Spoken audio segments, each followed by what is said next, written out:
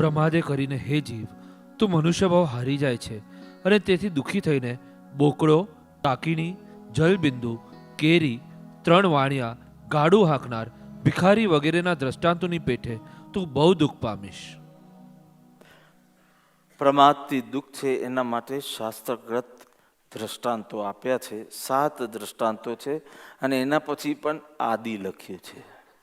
એટલે સમય હશે તો હું 8, 9, 10, 11, 12 જ્યાં સુધી તમે થાકીને એમ નહીં કહો કે હવે અમે પ્રમાદ નહીં કરીએ, પણ તમે આગળ વધો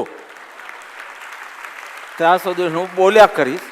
પણ તમે જો 1-2 દ્રષ્ટાંતથી તમને ટચ થઈ ગયું ને તમને એમ થયું કે હવે અમે પ્રમાદ નહીં કરીએ તો હાથ ઊંચા કરજો, તો કોઈ વાત 4 દ્રષ્ટાંત પછી પણ મૂકી દઈશ. અને નહીં હોય તો 14, 15, 16, 17 સુધી તો મારી અત્તાના તાકાત છે. અને જો તમને જોઈને કોઈ બીજા 18, 19, 20, 21 પણ આવી જાય.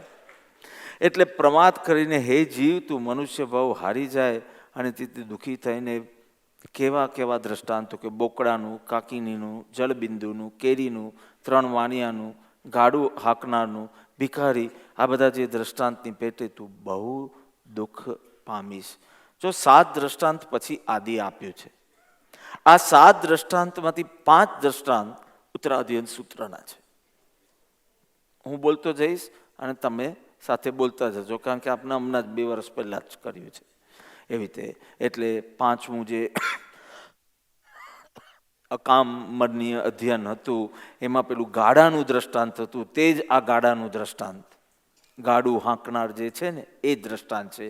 અને 6ઠું જે શુલ્ક નિર્ગ્રંથિ હતું એની અંદર જે ભિક્ષુકનું દ્રષ્ટાંત હતું તે જ અહીંયા ભિક્ષુકનું દ્રષ્ટાંત છે, ભિખારી. અને 7મું તમને યાદ આવે છે કે ને, ઉરભ્રિય અધ્યયન, એ જ આ પ્રથમ જે બોકડો કીધો ને તે જ છે. એટલે પ્રથમ 5, આ 7માંથી પ્રથમ 5 એ ઉત્તરાધ્યયન સૂત્રના છે. એ થોડા ફાસ્ટ જશે કારણ કે આપણે હમણાં જ કર્યા છે. બોલીશ એટલે તમને તરત યાદ આવી જશે. પાછળના જે છે એ બધા આવશ્યક નિર્યુક્તિના છે.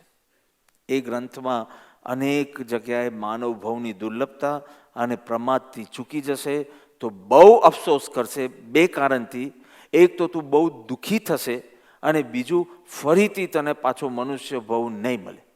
તું ઝંખ્યા કરશે કે આના કરતાં ઉતરતા મનુષ્ય ભવ માટે હું તૈયાર છું.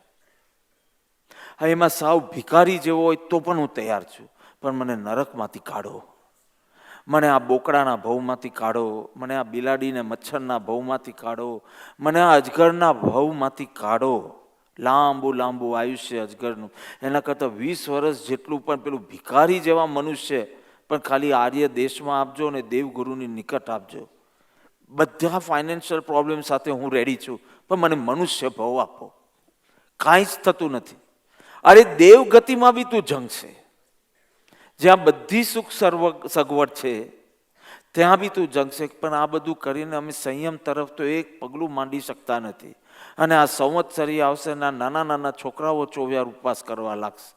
અમને પણ આ બધું કરીને જલ્દી મોક્ષ માટે મહેનત કરવી છે અને મોક્ષ પ્રાપ્ત કરવું છે. પણ આ 33 સાગરનું છે તે કેવી રીતે તોડે? કોઈ લઈ લો આ દેવલોક મારું અને તમારું સાવ નિષ્પુણ્યક મનુષ્ય ભાવ આપી દો, જેમાં શારીરિક તકલીફ, આર્થિક તકલીફ, માનસિક તકલીફ એ બધી ચાલશે, પણ અમે ધર્મ તો કરી શકશું ને. અહીંયા તો અમે સંયમનો પુરુષાર્થ જ નથી કરી શકતા. એટલે તું પસ્તાઈશ અને બીજું તું આ પ્રમાદનું દુઃખ ભોગવશે. એટલે 2 રીતે તું નુકસાન કરે, ફરી તને આવી તકો નહીં મળે. એવા દ્રષ્ટાંતો શરૂ થાય છે. તો પહેલું કીધું બોકડો. તો એક ગામ હતું અને ગામનો એક આગેવાન હતો. એની પાસે ઘણું પશુધન હતું. પશુધન એટલે ઘણા બધા પશુ અને પાળ્યા, કોઈક ફાર્મ હાઉસ જેવું હશે કે એવી. એમાં એને એક બોકડો પાળ્યો હતો. હવે બોકડો શું કામનો? એ બોકડો લીંડી સિવાય શું આપી શકે? કશું ના આપી શકે. બકરી હોય ને, એની વાઈફ બકરી હોય તો એટલીસ્ટ દૂધ બી આપે, ગાંધીયન્સને તો કામ લાગે.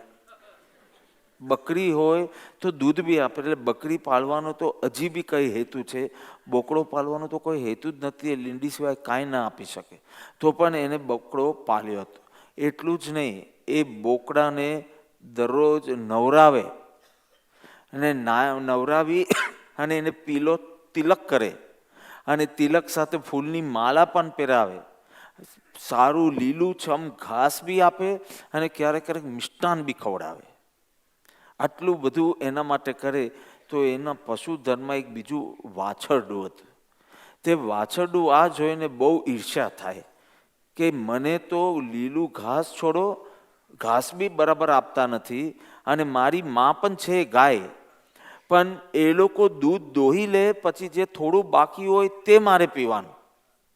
આપણે જીવ મૈત્રી ધામમાં થાય છે એનાથી ઉલટું, કે પહેલાં એ લોકોને જેટલું દૂધ જોઈએ લઈ જાય મનુષ્યો, અને પછી જે બાકી રહે એ મને મળે, અને કોકવાર તો મળે પણ નહીં.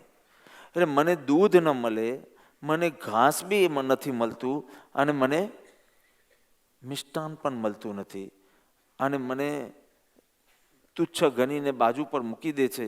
અને આ બોકડાને નવરાવે, પીલો તિલક કરે, એની જાણે પૂજા અર્ચના કરતા હોય એવી રીતે હાર પહેરાવે, અને ઈર્ષ્યાથી દુઃખી થતો એની મા પાસે જઈને કમ્પ્લેન કરે છે, ફરિયાદ કરે છે.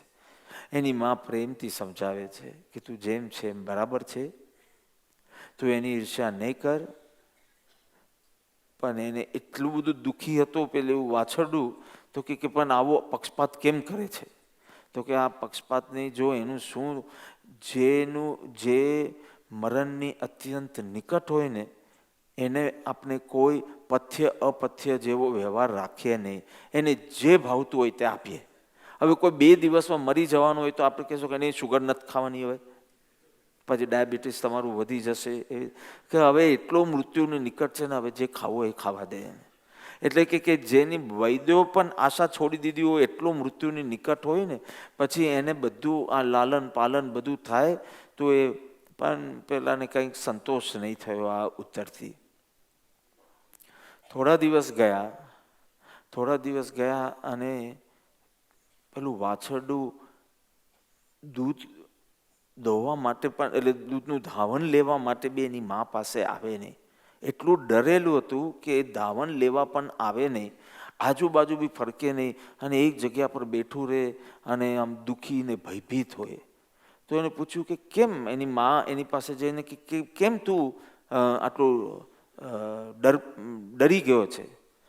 તો કે ગઈકાલે જ એવી ઘટના બની કે આપણા માલિકને ત્યાં અમુક મહેમાન આવ્યા, અને એ મહેમાન આવ્યા તો એ મહેમાનોની પાર્ટી માટે એ લોકોને માંસ પીરસવાનું હતું, અને એના માટે આ બોકડાને ખલાસ કરવામાં આવ્યો.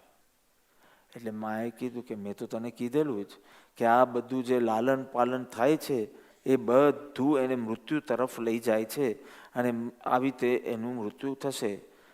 તો એ રીતે એ વાછરડું સમજે છે, અને એ જ વાત ગ્રંથકાર આપણને સમજાવે છે.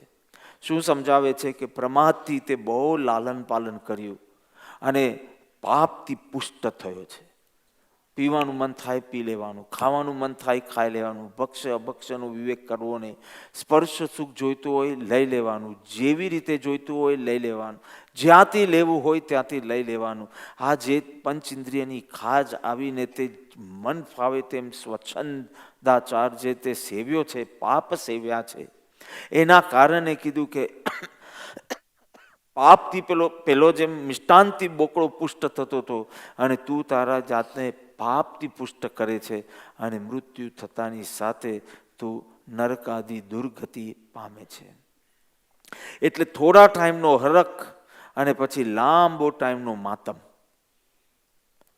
આ જો તારી પ્રભુની શ્રદ્ધા, તારી પ્રભુ પ્રત્યેની, પ્રભુના વચન પ્રત્યેની શ્રદ્ધા તારી જો મજબૂત હોય તો તું તરત જ પાપ કાર્ય કરતો અટકે.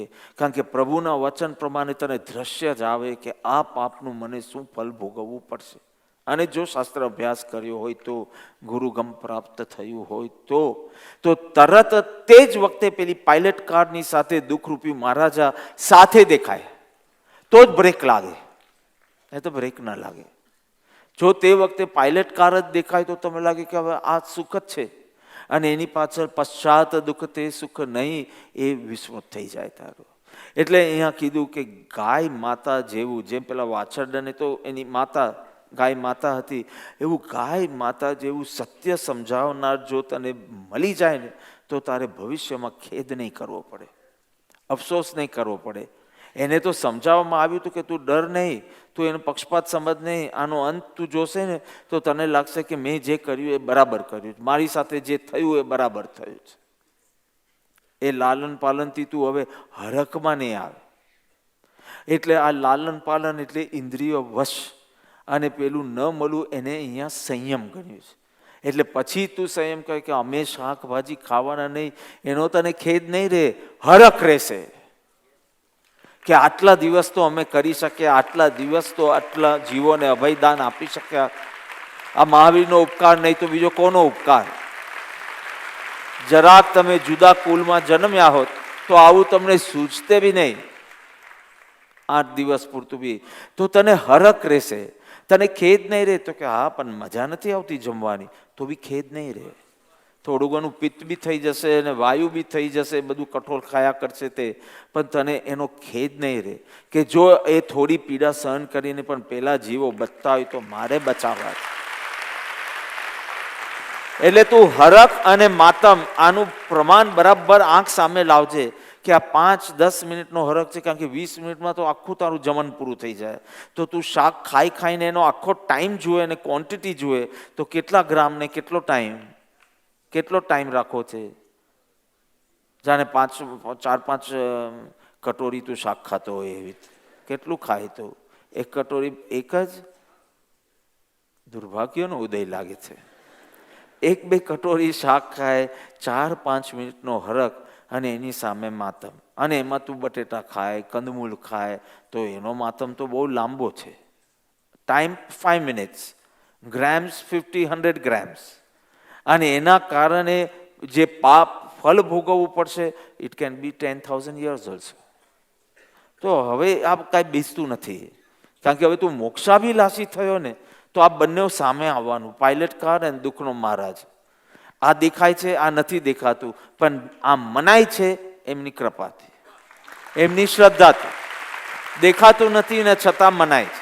એટલે માન્યતાને પણ દ્રષ્ટિ કીધી છે. સમ્યક દર્શન જે કહીએ છીએ માન્યતા સવલી થવી, માન્યતાને પણ ચક્ષુ કીધું છે, દ્રષ્ટિ કીધી છે. તો કોઈ આવી ગાય માતા જેવું સત્ય સ્વરૂપ સમજાવનાર કોઈક જીવનમાં મળી જાય તો પહેલા પૂછશે સુખ શું છે કયો, પછી મને કહો સુખ ક્યાં છે, પછી મને કહો કે જ્યાં છે સુખ એ કેવી રીતે પ્રાપ્ત થાય. સુખ શું છે, સુખ ક્યાં છે, કેવી રીતે પ્રાપ્ત થાય, ક્યારે પ્રાપ્ત થાય, કોણે પ્રાપ્ત થાય, અને એ સુખનું પરિણામ શું. જેમ 4-5 પ્રશ્નો પૂછી લીધા ને, હું કોણ છું, ક્યાંથી થયો, શું સ્વરૂપ છે મારું કરવું, એવી રીતે સુખ સંબંધીના જે 5 ચેપ્ટર છે મોક્ષમાલામાં, તો કે પહેલા તો કે સુખ શું છે. ઉત્તેજનાને તું સુખ કે છે કે શું છે સુખ? આ વ્યાકુલતા એ સુખ છે કે વ્યાકુલતા રહિત રહેવું એ સુખ છે? સુખ શું છે? સુખ ક્યાં છે એ નક્કી કર, તું જ નક્કી કર. પણ જે તું હમણાં બોલે છે એ તારે પાલવાનું પછી. એટલે સુખ શું છે, ક્યાં છે, જ્યાં છે ત્યાંથી સુખ કેવી રીતે તું પ્રાપ્ત કરે, અને એ જે પ્રક્રિયા કરશે તારે પણ ક્યારે મળશે એ સુખ, કોને મળશે, અને એ સુખ મળ્યાનું પરિણામ શું આવશે. આ વિચારના કરતા તું ઇન્દ્રિયના આકર્ષણમાં જે ફસાઈ જાય છે અને એને વશ થઈ જાય છે, વાસનાને વશ થાય છે અને એના કારણે પાપ કાર્યો કરી જાય છે, એવા પાપ કાર્યો કરવા રૂપ પ્રમાદ તું કરશે નહીં અને અમૂલ્ય અવસર તું ચૂકશે. કેટલી મિનિટ થઈ એક દ્રષ્ટાંત માટે, એટલે મને ગણતરી કરવાનું સમજાય. 10 મિનિટ થઈ તો બીજી 60 મિનિટ્સ તો આમ જ આવી જશે. હા, હવે બીજું દ્રષ્ટાંત શું છે? બોકડા પછી કાકીની. હવે તમને ખ્યાલ આવે છે, ઉર્ભ્રીય અધ્યયન, આખું અધ્યયન ખાલી આ બોકડાની સ્ટોરી હતી. હવે કાકીની, કાકીની એટલે શું? તો કે એક વ્યક્તિ બહુ ગરીબ, દુક્કા માર્યો બિચારો, એ નક્કી કરે છે કે હવે અહીંયા તો કાંઈ થતું નથી, પરદેશ જાઓ. આ વચલીરોને કહું છું, અહીંયા તો કાંઈ આપણી કદર નથી, આપણે આટલા હોશિયાર તો બી અહીંયા કોઈને કદર નથી, અહીંયા કોઈ સ્કોપ નથી, તો હું પરદેશ જાઉં.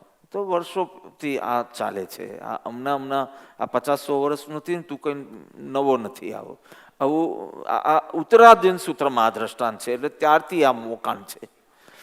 તો કે હું પરદેશ જાઉં, પરદેશ જાય છે અને ત્યાં ખૂબ મજૂરી કરે છે, કોઈ સુખ ભોગવતો નથી, બસ કામ કામ કામ કરીને પહેલાં કંઈક ભેગું કરું. અને 1000 સોના મોર, એમ શાસ્ત્રીય દ્રષ્ટાંત સોના મોર છે, પણ હું રૂપિયા રાખું છું તો તમને સમજાશે. વર્ષો પહેલાંના, આ 2000 વર્ષ પહેલાંના, 2500 વર્ષ પહેલાંના 1000 રૂપિયા છે. એટલે સારું એવું કમાયું, બરાબર. પછી એને થયું કે હવે મારા ગામે જાઉં, થોડું ઘર-બર બનાવો તો બી પૈસા બચશે, પછી ત્યાં ધંધો કરીશ ને હવે બધું કરીશ, પણ હવે હું રિટર્ન થાઉં. તે વખતથી આવી રીતે પાછા રિટર્ન થવાના ભાવ બી રહેતા, તે વખતથી 2500 વર્ષ પહેલાંથી, અને હજી રિટર્ન થયા નથી કોઈ. તો દ્રષ્ટાંત એમ કે છે કે સોના મોર હતી એને બધી વાંસલીમાં ભરી અને વાંસલીને કેડમાં બાંધી. પણ તે વખતે છે ને પરદેશથી પાછો આવવું, બધા હાઈવે ને આવું બધું નહોતું, એટલે આમ સારો એવા લોકોનો સંગાત હોય ને તો જ જઈ શકો એક ગામથી બીજે ગામ, એકલા તો જવાય નહીં. અને ત્યાં એને એવો સમુદાય મળ્યો કે જે એના જ ગામમાં જતા હતા, એટલે કે ચાલો હવે આની સાથે હું રિટર્ન થાઉં. પણ હવે આપણે 1000 રૂપિયા રાખ્યા છે ને, 1000 સોના મોરને બધા વાંસલીમાં નહીં સમાય, એટલે હું વાંસલી પણ હવે માઇનસ કરું છું. નહીં તો એક વાંસલીની અંદર બધા સોના મોર ભરી કેડ પર બાંધી, એટલે કોઈને ખબર ના પડે કે આ પૈસા લઈ જાય છે, અને એવી રીતે જતું હતું. હવે આપણે 1000 રૂપિયા રાખ્યા છે, બરાબર. તો કાકીની એટલે શું? તો કે જેમ હમણાં 1 રૂપિયાના કેટલા પૈસા હતા? 100 પૈસા. 1 રૂપિયાના 100 પૈસા. પણ તે વખતે છે ને સિક્કા રહેતા, આમ એક્ઝેક્ટલી 1 રૂપિયાનો સિક્કો નહીં, ચાંદીનો સિક્કો, અને એનો 80મો ભાગ એ કાકીની કહેવાય. એટલે આપણે રૂપિયા લઈએ તો રૂપિયામાં 80 કાકીની આવે. 1 રૂપિયામાં 80 કાકીની આવે. એની પાસે કેટલા રૂપિયા થયા છે? 1000 રૂપિયા. એટલે એને થયું કે હવે રિટર્ન થાઉં છું, પણ my return journey is from Darchin to Saga to Sigatse to Lhasa to Kathmandu to Bombay. તમે સમજ્યા? અમે મજાક કરી જ નથી. અમે 5 દિવસ ટ્રાવેલ આમ કર્યું, 5 દિવસ ટ્રાવેલ આમ કર્યું, અને 5 દિવસ ત્યાં રહ્યા છે. 2 દિવસ માનસરોવર, 3 દિવસ પરિક્રમા. તો આ ઘણા દિવસો લાગશે, તો વચમાં આપણે ખાવા પીવા માટે પૈસા જોઈશે કે નહીં? એટલે એને થયું કે લાવ 1 રૂપિયો વટાવી દો. કેટલા રૂપિયા છે એની પાસે? 1000. 1 રૂપિયા વટાવશે તો કેટલી કાકીની આવશે? 80. એટલે 999 એટલા એને પેક કરીને, એને જે કેડ બેડમાં કે તું કેમાં ભરે તો બંડીમાં એને બધા ભરી દીધા. પરંતુ આ 1 રૂપિયા વટાવીને એને કેટલી કાકીની લીધી? 80. અને એને નક્કી કર્યું કે દરરોજની એક જ કાકીની વાપરીશ, એમાં જેટલું આવે ને કેન્ટીનમાંથી એટલું જ ખાઈશ. તે વખતે નહોતી કેન્ટીન, હમણાંની વાત કરું. પણ ભાતું જે મળે 1 કાકીનીથી વધારે ખર્ચ નહીં કરું, કારણ કે બધું રસ્તામાં જ ખતમ નથી કરી દેવું. એમ કરીને 1 રૂપિયાની એમને 80 કાકીની લીધી. એ પણ બાકીની બધી પેક કરી, અને 1 કાકીની એની પાસે હતી એ દિવસની, બાકી બધું પેક હતું. બપોરનો સમય થયો, લંચ ટાઈમ. કોઈ ટી સ્ટોલ કે કંઈક આવ્યું હશે, કે કોઈ રેસ્ટોરન્ટ આવી હશે. એમાં ભાતું ખોલ્યું ને ભાતું ખાધું, અને બધું ત્યાં પેલી કાકીની ભૂલી ગયો. અને પછી બધાની સાથે કે ચલો ચલો એમ કરીને બધા સાથે ગયો. સાંજના એને એકદમ 5-1 વાગે ખ્યાલ આવ્યો કે હું કાકીની તો ત્યાં જ પેલા ઝાડ નીચે જ્યાં ભાતું ખાધું, કેન્ટીન મેન્ટીન ન હોય તે વખતે, એટલે ઝાડ નીચે જે ભાતું ખાધેલું ત્યાં હું કાકીની મારી ભૂલી ગયો છું. કેટલી? 1 રૂપિયાનો 80મો ભાગ એ મારો ત્યાં રહી ગયો છે. એટલે એને થયું કે લાવ હું ત્યાં જઈને જલ્દી જાઉં, અહીંયા આ લોકો નાઇટ હોલ્ટ કોઈ વાર કરે તો હું જલ્દી ત્યાં જઈને આવું. ત્યાં એને વિચાર આવ્યો કે આટલા બધા પૈસા લઈને હું ઝડપથી નહીં જઈ શકું અને એકવાર સૂર્યાસ્ત થઈ જશે તો પ્રોબ્લેમ થશે. એટલે ત્યાં આગળ કોઈ ઝાડ નીચે એને 999 રૂપિયા, એટલે એકચ્યુઅલી 999 ગોલ્ડ કોઈન, સોના મોરની વાત છે, એટલે એ દાટ્યા અને એની ઉપર કોઈક નિશાની કરી કે જેથી પાછો રિટર્ન થાય એટલે એને ખબર પડે. અને ગયો ત્યાં બધે શોધ્યું પણ એ કાંખીની મળી નહીં. બહુ શોધ્યું પણ ન મળી, ખેદ બી થયો, પણ હવે પાછું જવું જ પડે એવું હતું. એટલે એ પાછો આવ્યો અને પછી ડીક કરીને જોયું છે નહીં, કારણ કે એની સાથે જે લોકો આવ્યા હોય એ લોકો એમાંથી કોઈકે જોઈ લીધું હશે, તેથી એ જેવો ખસ્યો તેવું એ પૈસા લઈને એ લોકો તો બધા નીકળી ગયા. દ્રષ્ટાંત અહીંયા પૂરું થાય છે. તો આ દ્રષ્ટાંત દ્વારા ગ્રંથકાર આપણે શું બોધ આપવા માંગે છે? પછી તો એવું બન્યું કે એને બહુ શોધ્યું પણ એના 999 મળ્યા નહીં. હવે હી હેડ ટુ ગો બેક હોમ, કારણ કે હવે તો એની પાસે કાંઈ રહ્યું નહીં. પેલી કાકીની બી ગઈ અને બાકીનું આ બધું બી ગયું. સો હી ગોઝ બેક અને રસ્તામાં ખૂબ અફસોસ ને ખેદ કરતો હતો, માથા કૂટતો હતો. ઘરે જઈને સ્નેહીજનને, સ્વજનને એ વાત કરે છે તો બધા કે કેવો મૂર્ખો છે, આવું તો કંઈ કરાતો છે. એક કાકીની ગઈ તો ગઈ, પણ એના માટે આટલું મોટું રિસ્ક ના લેવાય. અને ઠપકો આપતા હતા, મોટાઓ ઠપકો આપતા હતા અને એની જ વયના જે લોકો એ મેના મારતા હતા કે આ મૂર્ખો આવ્યો જમવા, આપો એને, એમ કરીને મેના મારતા હતા કે when you make a loss you have to listen. તમે જો આવું કોઈ સ્ટુપિડ ડિસિઝન કર્યું તો now you have to listen. પણ એનું જીવન ઝેરમય થઈ ગયું. ઠપકો આપતા હતા અને ખૂબ એ મશ્કરી બી કરતા હતા, ટોન્ટ બી મારતા હતા અને એવી રીતે જીવન વ્યતીત કરતો. તો આ દ્રષ્ટાંત દ્વારા ગ્રંથકાર કહે છે કે કાકીની એટલે વિષય સુખ, અને પેલું 1999 લઈએ, 999 સોના મોર કે રૂપિયા એ ચારિત્રમય મનુષ્ય જીવન. શું? ચારિત્રમય મનુષ્ય જીવન. હવે તો આખી સ્ટોરી પાછી ફેરવી જા. ચારિત્રમય જીવન, તે ગુરુ પાસે દીક્ષા લીધી, તે આત્માર્પિત દીક્ષા લીધી કે તે બીજમ દીક્ષા લીધી કે તે અંકુરમ દીક્ષા લીધી કે તે પર્ણમ દીક્ષા લીધી. દીક્ષા લીધા પછી તને વિષયોની ઈચ્છા પાછી થઈ તો તે શું કર્યું? વિષયો એ કાલ્પનિક અને અલ્પકાલીન સુખ માટે તે તારું દીક્ષા ગુમાવી.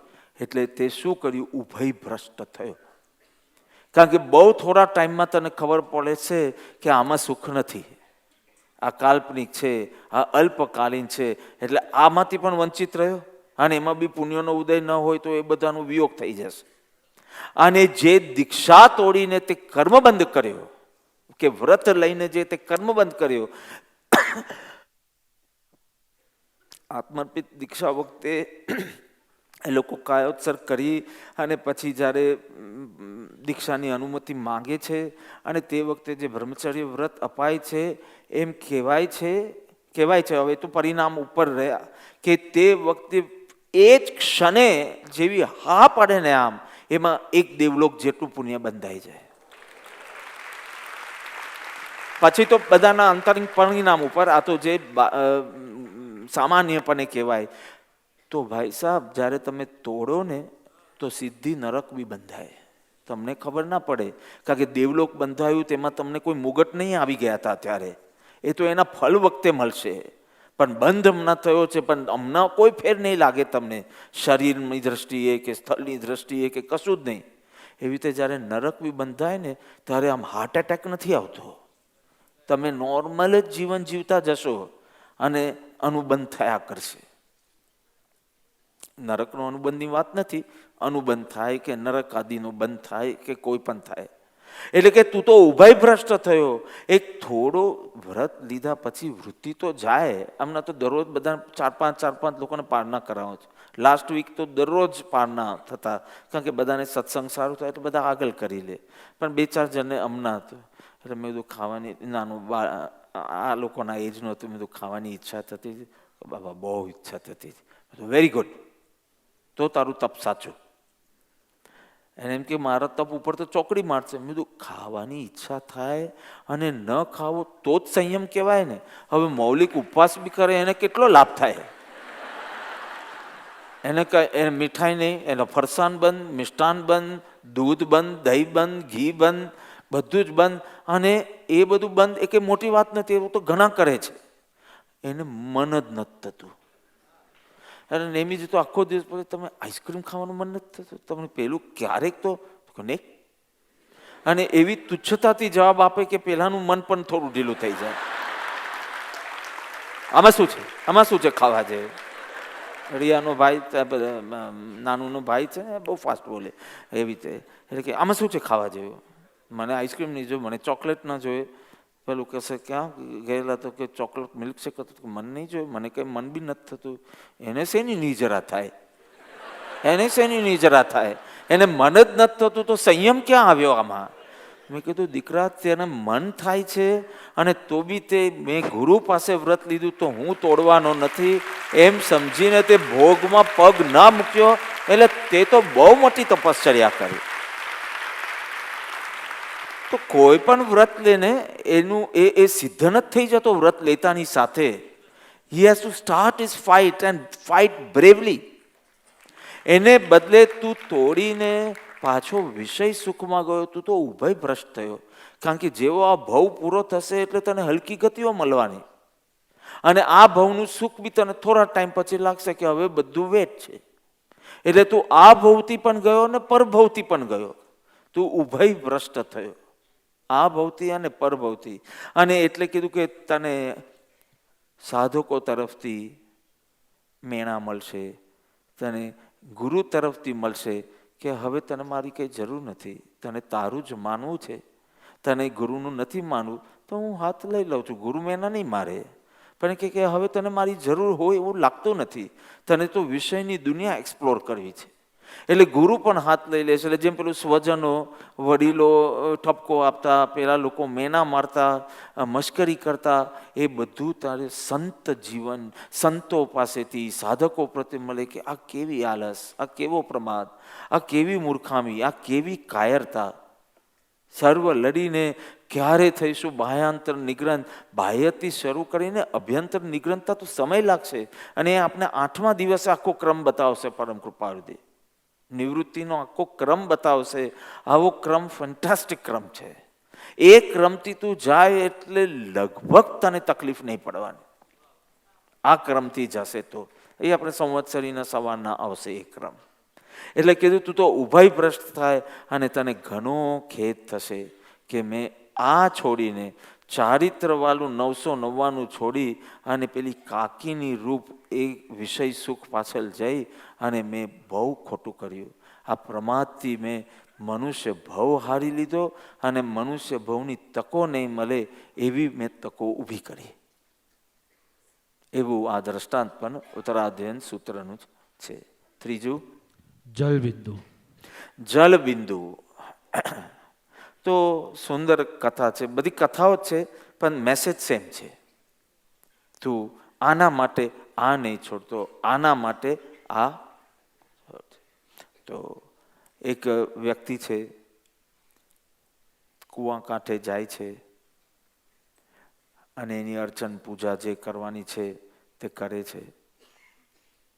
અને તે વખતે એને ભયંકર તરસ લાગે છે, પણ એનો પાઠ જરા પૂરો થવાનો બાકી છે. એટલે આ પાઠ પૂરો થાય પછી ખાઈએ કે વચમાં પાણી પી લઈએ? તો કે પાઠ પૂરો થાય, પણ એને એટલી બધી તરસ લાગે છે કે એનું ધ્યાન જાય છે કૂવાના કાંઠે ઘાસ ઉગેલું છે અને ઘાસ ઉપર ઝાંકલ બિંદુ છે. તો કે જેવું મારી આ પૂજા નિત્યક્રમ બધું પૂરું થાય ને એટલે ત્યાં જઈને એ ઝાંકલ બિંદુ, ઉદક બિંદુ, પાણીનું બૂંદ હું પી અને મારી તૃષા છિપાવ. પણ એની જેવી પૂજા પૂરી થઈને એટલામાં એક દેવ પ્રસન્ન થયા અને કે બોલ તને શું તકલીફ છે? એટલે કે મને બહુ તરસ લાગી છે. એટલે દેવ તો એટલા ખુશ થઈ ગયા કે આટલો બિચારો પૂજા અર્ચન કરે છે, સીધો એને લઈ ઉપાડી અને સીધો ક્ષીર સમુદ્રના કાંઠે મૂક્યો. ક્ષીર સમુદ્રની વાત આવે ને સવારના સ્નાત્રમાં. દૂધના સ્વાદ જેવું પાણી, દૂધ નાખવાનું ન હોય એમાં, એ તો આપણી પાસે એવું પાણી નથી એટલે આપણે દૂધ નાખી અને એવા ફિલિંગ ઊભી કરીએ છીએ કે આવું ક્ષીર સમુદ્રનું જલ હશે. એટલે એને કીધું કે લે આ આખો ક્ષીર સમુદ્ર, અને એનો ફાયદો એ છે કે નંબર 1, તું એ પીશે એટલે તારી તૃષા છીપાશે. નંબર 2, એ પીતા પીતા બી સ્વાદ આવશે તને. નોર્મલ વોટરમાં સ્વાદ ન હોય, પણ જેવું તમે લીંબુ પાણી પીવો તો કેવું સ્વાદવાળું હોય, તો આ ક્ષીર સમુદ્ર સ્વાદિષ્ટ પાણી છે, પણ પાણી જ સ્વાદવાળું. અને ત્રીજું, એ પાણી પીવાથી તારી મુખની કાંતિ, તેજ એ વધશે. એટલે પી, જેટલું પી. તો કે મને આ નહીં જોઈએ. તો કે તને શું જોઈએ? તો કે મને પાછું પેલા કૂવાના કાંઠે મૂકો કે જેથી હું પેલું ઘાસ ઉપરનું જલ બૂંદ પીવું. હવે પેલા દેવને તો કે આ શું મૂર્ખામી કરે છે, આ એ બૂંદ માટે આ ક્ષીર સમુદ્રનું છોડે, પણ એના મનમાં સેટ થઈ ગયું ને કે પાણી ત્યાં છે તો એને ક્ષીર સમુદ્ર તરફ જોવું નથી. તારા મનમાં એકવાર સેટ થઈ જાય ને કે વિષયથી હું સુખી થઈશ, પછી તું કાંઈ માનવાનો નહીં. જે પણ ગુરુ કહે પણ તું કાંઈ માનવાનો નહીં. તારી એ માન્યતા જેવું અનંતાનુબંધી કસાયની અંદર સપડાઈ ગઈ કે પછી તને ગમે તેટલું એ પેલા દેવ કહે તો બી માને નહીં. હવે દેવ કે દયા પાત્ર છે, મૂર્ખો છે, પણ હવે મારું તો કામ છે એની ઈચ્છા પૂરી કરવાનું. એટલે એ કહે છે કે મને પાછો ત્યાં મૂકી. એટલે મૂકી અને દેવ ચાલ્યા ગયા. He was so of with so upset with him કે સીધો એને કૂવાના કાંઠે મૂકીને નીકળી ગયા. અને પેલો ભાગ્યો ઘાસ પાસે, અને પવનના કારણે પેલું જાખલ બિંદુ સુકાઈ ગયું. સેમ લાઈક ધીસ કાકીની એવી રીતે ઉભય ભ્રષ્ટ થયો. ન ક્ષીર સમુદ્રનું જલ પીધું, ન પેલું ઘાસ ઉપર જે જાકલનું બુંદ હતું, બિંદુ હતું, એ બી એ પી ન શક્યો. એટલે આ ઉદક બિંદુ, ઉદક એટલે પાણી, આ પાણીનું જે બુંદ ઘાસ ઉપર એ છે તારા વિષય સુખ, અને ક્ષીર સમુદ્ર એ છે શુદ્ધ ચારિત્રનો આનંદ. એટલે કહે છે કે સાંસારિક સુખની લાલસાથી તું ઉભય ભ્રષ્ટ થયો. ન આ ભવમાં સુખી, ન પરભવમાં સુખી. કારણ કે આ ભવમાં બી સુખી નહીં, કારણ કે આ અલ્પકાલીન સુખ છે, એ પણ તકલાદી છે, અને એ વળી કાલ્પનિક છે. અને કોઈ પણ વસ્તુ બદલાય ને, વસ્તુ પણ બદલાય, સતત રૂપાંતર પામે, વસ્તુ બદલાય ને એના કરતાં પણ કલ્પના ઝડપથી બદલાય છે. કોઈ વસ્તુ તમે આ ઘડિયાળ લાવ્યા છો તો એ બગડશે ક્યારે? બદલાઈને બગડશે ક્યારે? મિનિમમ ટાઈમ કયો? 2-3 વર્ષ. પણ એની પહેલા મારી કલ્પના નીકળી ગઈ આમાંથી કે આવું શું, હવે આ બોક્સ ને આ બધું તો પ્રેમાર્પિત જમાનાની ઘડિયાળ છે ભાઈ. પ્રેમાર્પિત તો આવી વાપરતા, ચોરસ હોય. હવે તો કેવી બધી સરસ સરસ ફેન્સી ઘડિયાળ આવી. મને આવી ઘડિયાળ નહીં જોઈએ કાલે.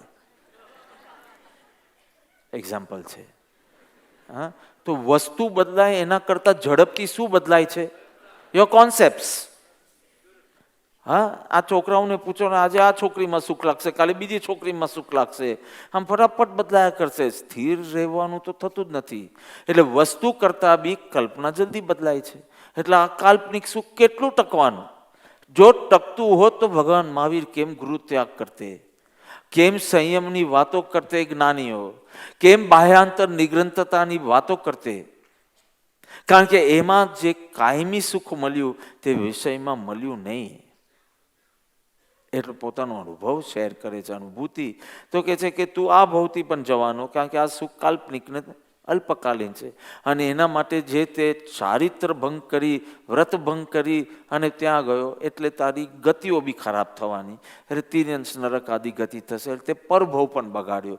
તે આ મનુષ્ય ભવમાં આવીને કર્યું શું? આ ભવ બગાડ્યો, પરભવ બગાડ્યો. એટલે આ પ્રમાદથી તું પાછળથી તને બહુ અફસોસ કરવાનો આવશે. અને બીજી બાજુ બહુ સરસ કીધું કે પેલો પાઠ કરતો હતો ને તરત દેવ પ્રસન્ન થયો. એટલે કે તું ભક્તિ કરે છે, તું તપ કરે છે, અને એનાથી તું કેટલું પુણ્ય બાંધી લે છે. પણ એ પુણ્ય પાછું વાપરે છે શેમાં? તો કે વિષય સુખ પ્રાપ્ત કરવા. કારણ કે જેવું તું વિષય સેવન કરે એ જ ક્ષણે તારું પુણ્ય ખલાસ થઈ જાય. જે પુણ્યથી તને એ પદાર્થ મળ્યો, વ્યક્તિ મળ્યું, એટલે એ ખર્ચો થયો ને, એટલે પુણ્ય ફિનિશ થઈ ગયું. એટલે તે આટલી પૂર્વે કેટલી ભક્તિ ને આ તપ ત્યાગ કર્યો હશે, ત્યારે તું મનુષ્ય ભાવ પામ્યો, જૈન કુલ પામ્યો, સદગુરુનો સત્સંગ યોગ પામ્યો, અને હવે વિષયના આકર્ષણમાં બધી પુણ્યાય ખલાસ કરી દે છે. કેટલું તપ કર્યું હશે ત્યારે આ બધા યોગ મળ્યા, અને હવે વિષય સુખમાં દર કરીને બધી પુણ્યાય ખર્ચી લે છે, અને નવું બંધ કરતો નથી, કારણ કે પછી વિષય સેવનમાં તો ઓક્યુપાઈડ રહે છે, સત્સંગ ભક્તિમાં નહીં. અને એના કારણે નવું ઉત્પન્ન થયું. તું જ કે તને પાછું કેવી રીતે ક્યારે મળશે મનુષ્ય ભાવ, ક્યારે આવી જોગવાઈ મળશે? તું વિષય સેવન કરે ને તને ફરીથી ભવે તું ચલના આ તું અપેક્ષા કેવી રીતે રાખી શકે? તું નિરંતર તપ ત્યાગમય જીવન જીવતો હોય તો અવશ્ય મળે. એટલે આ બી ગયું, પેલું બી ગયું. જો વૈરાગ્ય હોત તો તને સ્વાદ આવતે સુખનો, તૃપ્તિ પણ થાત, પુષ્ટિ પણ થાત, તેજ અને કાંતિ પણ વધતે. જો તે ક્ષીર સમુદ્રનું પીધું હોત તો, ક્ષીર સમુદ્રનું જલ પીધું હોત તો તને તૃપ્તિ થાત, તને સ્વાદિષ્ટ લાગત, અને તેજ અને કાંતિ વધતે, જો તે તપ ત્યાગમય જીવન કન્ટિન્યુ કર્યું હોત તો. એમ શાસ્ત્રકાર આ કેટલું, આ મનોવિકાર આજનો નથી, હજારો વર્ષ પહેલા પણ આવા મનોવિકારો રહેતા. ને તો ભગવાન મહાવીરના બોધમાં 7 વ્યસનની ને બધી વાત કેમ આવતી? કારણ કે તે વખતે આ વ્યસન સેવન થતા હશે, માટે ત્યારે જ બોધ થાય કે આમ ન કરો ને આમ કરો. એટલે આવા ભાવ અનાદિકાલથી અનેકને સર્વને થયા છે, પણ એમાંથી કોકે કટિબદ્ધ થઈ અને સંયમના માર્ગે આગળ વધી અને પોતાનો આ ભાવ પણ સુધાર્યો અને પરભાવ પણ સુધાર્યો. એટલે વિષય તરફનું આકર્ષણ એ તો ખરેખર મૂર્ખામી છે. કારણ કે કાં તો તને એ સુખ મળ્યું નહીં, કાં તો મળ્યું તો ટક્યું નહીં, અને ટક્યું તો પણ તૃપ્તિ થાય નહીં. બિકોઝ કાલ્પનિક સુખમાં કેટલી તૃપ્તિ થાય? તમે મૃગ જલમાં નાયા કરો, 1 કલાક નાઓ મૃગ જલમાં, કોરા જ રહેશો. કારણ કે મૃગ જલમાં તમે સ્નાન કરો, તમે કોરા જ રહેવાના. અને કાલ્પનિક સુખમાં તમે બહુ મજા આવી તું કરશે તો બી તું સુખ રહિત જ છે. થોડા દિવસમાં તને ખ્યાલ આવી જશે કે પાછી એની એ જ અતૃપ્તિ છે. તને જો તૃપ્તિ થઈ હોત તો તારે જરૂર પડતે નહીં. નેક્સ્ટ દ્રષ્ટાંત કયું છે? કેરી. કેરી યાદ આવે છે? કેરીનું તો બરાબર યાદ આવતું હશે. કોને યાદ નથી આવતું? અચ્છા, આવી હશે હમણાં જ. હા, એ તો પેલું શાકભાજી મિષ્ટાન વગેરે ગયા નથી ને, એટલે યાદ નથી આવતું. તો યુઝ્યુઅલી ભલે બધાનું કોઈને કોઈ નામ હોય, પણ બધામાં કોઈને કોઈ ગુણ હોય, કે કોઈ દોષ હોય અધિક પ્રમાણમાં, કે કોઈ પિક્યુલર સ્વભાવ હોય, કે કોઈ ટેવ હોય, કોઈ એટલે હેબિટ હોય, તો આપણે યુઝ્યુઅલી એ વ્યક્તિને એ નામથી બોલાવતા હોઈએ છીએ. હવે કોઈ માણસ હોય પણ એકદમ પેલો ખાવાનો એ હોય તો આપણે કે એ ખાવદરા અહીંયા આવો, કે કંજૂસ હોય તો આપણે કે એ મમ્મન શેઠ અહીંયા આવો. યુઝ્યુઅલી આપણે બધા પ્રભુના સમયમાં તો બધાના પેટ નેમ્સ હતા. જૂઠાનો બી પેટ નેમ હતો, અંબાલાલનું બી હતું, બધાનું પેલો ડુંગર ને પર્વત કે, અને એવી રીતે બધાને, એટલે આમ બધાને એક આત્મીયતા થતી હતી. આમ નામ સાથે બોલાવે, બુક એમાં આત્મીય સંબંધ ન સ્થપાય. પણ પેટ નેમથી બોલાવે. એક બેન આવ્યા હતા તો કે મને સત્સંગ બહુ ગમે છે. મેં કીધું અચ્છા. હવે તે વખતે શું મારો પાપનો ઉદય કે મેં એને પૂછ્યું તમને શું ગમે સત્સંગમાં? તો કે તમે નેમું કહીને જે બોલાવતા હોય ને નેમીને, એ સાંભળવું મને બહુ ગમે. પરંતુ નેમું બોલો તો તને વધારે સ્વીટ લાગે કે નેમી બોલાવ? નેમું, બરાબર? નેમું બોલાવો, ગમે તે બોલાવો. તો એવી રીતે આપણે કોઈને ગુણથી, કોઈને દોષથી, કોઈને આમ પિક્યુલર સ્વભાવથી, કોઈને ટેવથી, યુઝ્યુઅલી એટલીસ્ટ એની સામે નહીં તો એની ગેરહાજરીમાં તો એ જ શબ્દો વાપરીએ. મારા પપ્પાની ઉઘરાણી બહુ સારી, તો એના બજારમાં એને પઠાણ કહે. તો દિલીપભાઈ ના કે, અથવા તો બહુ બધા દિલીપભાઈ હોય ને, હવે સેમ નામ નતું, કે પેલો દિલીપ પઠાણ. એમ કે એટલે બધાને અમારામાં તો સુરતી જ્ઞાતિમાં તો બધાના નામ હોય. એક ભાઈ છે અરવિંદભાઈ, એનું નામ એને અરવિંદ લપુડી કે. કોઈ સુરતી જ્ઞાતિના હોય તો એ લોકોને ખબર હશે કે અરવિંદ લપુડી કે. કોઈને અરવિંદ મેનેજર કે, કારણ કે જ્યાં જાય ને તરત મેનેજમેન્ટનું કામ લઈ લે એટલે બધા કે અરવિંદ મેનેજર.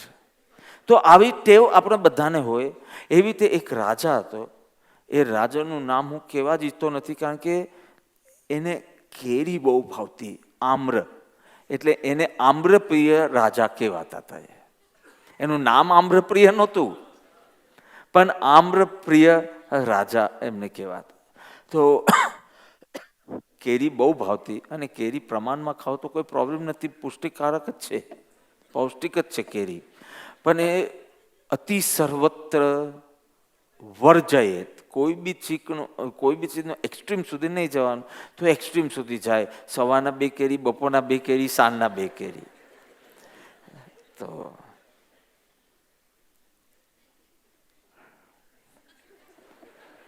કંઈ યાદ આવ્યું હતું પણ પૂરું નહીં થાય પછી. તો એ કેરી બહુ ભાવે. તો એક દિવસ આટલી બધી કેરી ખાવાના કારણે વાયુનો પ્રકોપ થયો. હા, એટલે મરડા જેવો રોગ થઈ ગયો, અને એકદમ આમ પ્રાણ છૂટી જાય એવી જાતની પીડા હતી. વૈદ્યને બોલાવ્યા, વૈદ્યે બહુ પ્રયત્ન કર્યા, અને છેલ્લે એનો રોગ મટાડ્યો. પણ એમ કે હવે આટલી ચીજનું તમે ધ્યાન રાખજો કે તમે કેરી તો કદી ખાતા જ નહીં, કારણ કે હવે જો તમે ખાશો અને પ્રકોપ થશે અને જો આ રોગ ઉથળો મારશે તો હું પણ તમને હેલ્પ નહીં કરી શકું. એટલે આટલું તમે પાલજો. તમારે જીવવું હોય તો કરજો, અને કોઈ તમારે મરવું જોઈએ તો કેરી જ ખાજો. પણ તમને જીજીવિષા હોય, જીવવાની ઈચ્છા હોય તો તમે કેરી કદી ખાતા નહીં. અને એટલી વેદના થતી હતી કે બસ હાથ જોડ્યા હવે કેરીને. અને નેક્સ્ટ ડે ફરમાન એલાન કરાવ્યું કે આખા રાજ્યમાં જેટલા કેરીના વૃક્ષ છે ને કાપી નાખો. This is the right way. કાપી નાખવાનું હું અનુમોદન નથી કરતો, પણ નિમિત્તો બધા દૂર કરવા. તો બધા એ કરી નાખ્યા.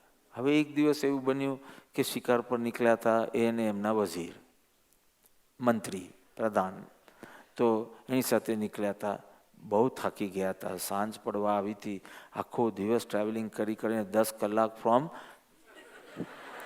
Lhasa to Shigatse, Shigatse to Saga, Saga to Darchen. બધાને મોડે થઈ ગઈ છે આખી યાત્રા. 10 કલાકની જર્ની, અને હું તો 13 કલાક મૌન લઈ લેતો. 10 કલાક તો જર્નીમાં ચાલ્યા જતા. તો બહુ થાકી ગયો તો રાજા, અને કે બસ હવે ઘોડા પર બી બેસાતું નથી. આપણી પણ કમરના કટકા થઈ ગયેલા. તો કે હવે ઘોડા પર બેસાતું નથી, હવે અહીંયા થોડો આરામ કરવો છે.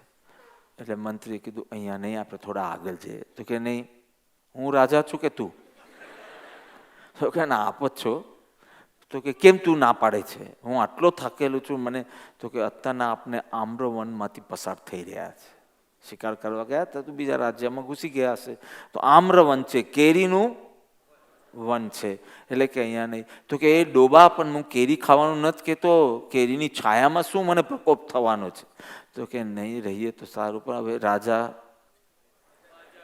અને વાંદરા એકવાર જીદે ચડે ને પછી પતી ગયું.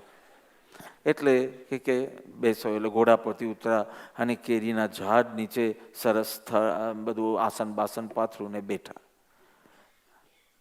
પછી આમ તેમ જોયા કરે રાજા, અને બધી કેરી લટકતી હતી. મોટી મોટી કેરી, એકદમ ભરાવદાર કેરીઓ લટકતી હતી. એટલે રાજાએ કીધું કે કેરીઓ સારી લાગે. તો કે રાજા, આપ આજુબાજુ નહીં જુઓ. તો કે તું એકદમ વેદ્યો છે, ડરપોક છે. એનો જે બહુ સ્ટ્રિક્ટ સંયમ પાલે ને એને આપણે વેદ્યો કહીએ, વેરી બુકિશ. આમ કીધું એટલે આમ જ.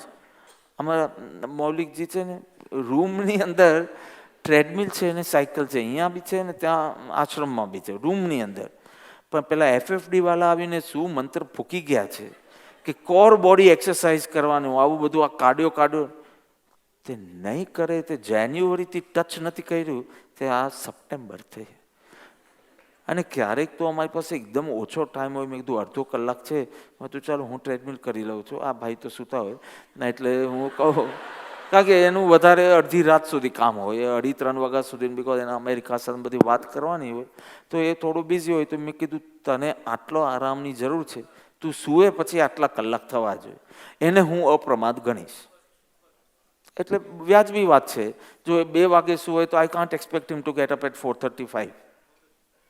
એટલે મેં તારે આવી રીતે લેવાનું, પણ અમારું લગભગ સેમ હોય, પણ અમારી પ્રકૃતિ બહુ અલગ છે. પણ સાથે ઉઠે તો મેં કીધું ચાલ અડધો કલાક તો આ કરીએ, આપણી પાસે અડધો કલાક છે. નહીં, હું કોર બોડી એક્સરસાઇઝ કરીશ. બહાર જાય ને ખબર નહીં શું કરતો હશે. એટલું હું જાણું છું કે મારું ઓક્સિજન લેવલ ત્યાં પરફેક્ટ હતું અને એનું એટલું બધું ડ્રોપ થઈ ગયેલું, 60 ની નીચે ગયું હતું અને અર્જન્ટ કોઈને ઓક્સિજન સિલિન્ડર એને આપવું પડ્યું હતું. અમે બધા છૂટા પડી ગયેલા, ઝુકુલ ફૂકાગલ. અને એને થયું, મને તો 1.5 કલાક પછી ખબર પડી કે કોઈ વાર આવે કે ન પણ આવે એવી સ્થિતિ છે. અને ન હું પાછળ જઈ શકું, ન એ આગળ આવી શકે. તો બી મેં 1.5 કલાક તો એના માટે વાર જોઈ કે ભલે ને એ જિદ્દી હોય તો બી આપણે સંભાળ તો રાખવાની ને. પણ નહીં એટલે આમ જાણે પરસ્ત્રી હોય ને, અને ટચ કરો તો પરસ્ત્રી ગમન થઈ જાય ને, એટલો સ્ટ્રિક્ટ રહે. એટલે આવા સ્ટ્રિક્ટ માણસને આપણે વેદ્યા કહીએ. એટલે રાજા કે શું વેદ્યા જેવું કરે છે કે કેરી નહીં, લાવ એક તોડી લાવ, મને ખાલી જોવી છે. તો કે ના રાજન પ્લીઝ, તમે જલ્દી ઘોડા પર બેસીને આગળ જાઓ, ડેરાચીન પહોંચી જાઓ જલ્દી, પણ આમ્રવનમાં તમે ના રહો.